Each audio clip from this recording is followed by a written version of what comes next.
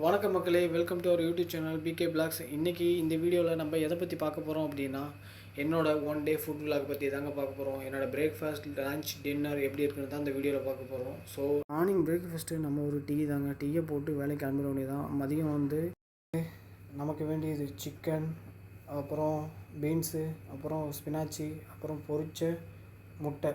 So இதெல்லாம் வாங்கிட்டு நம்ம டைனிங் டேபிளில் தேடிட்டுருக்கோம் காய்ஸ். ஸோ டைனிங் டேபிளுக்கு போய் உட்காந்துட்டு சாப்பிட வேண்டியதான்.